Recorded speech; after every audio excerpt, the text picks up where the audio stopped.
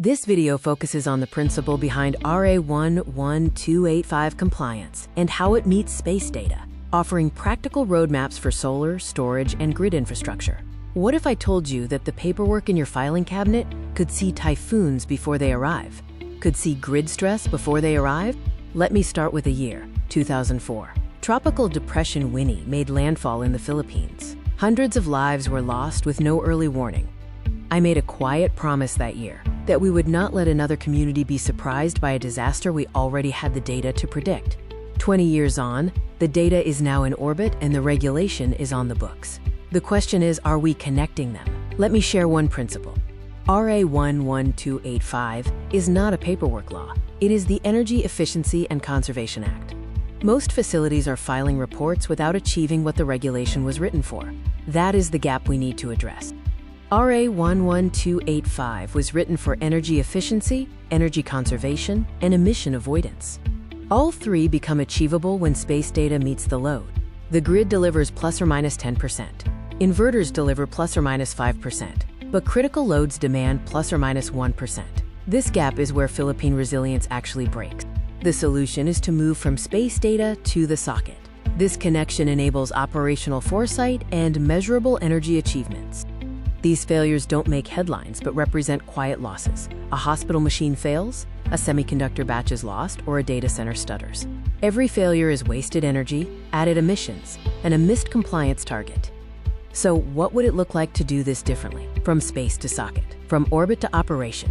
This is the integration needed to achieve our energy goals. We look through three lenses: solar, generating usefully for more on-site consumption; storage, foresight, not hindsight, for longer cycle life; grid, managed deliberately for fewer equipment losses and less reactive backup running.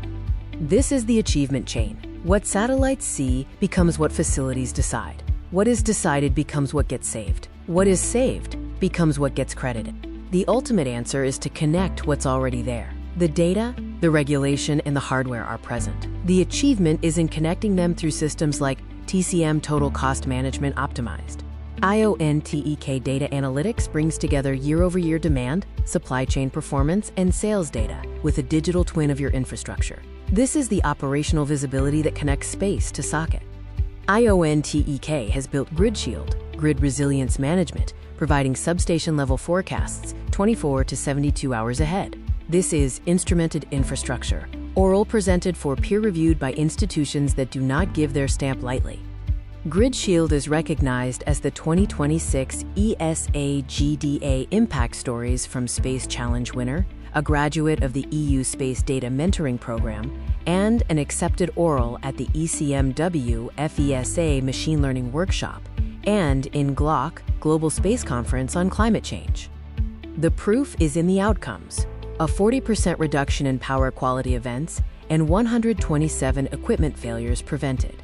Crucially, 1,247 patients received uninterrupted hospital care.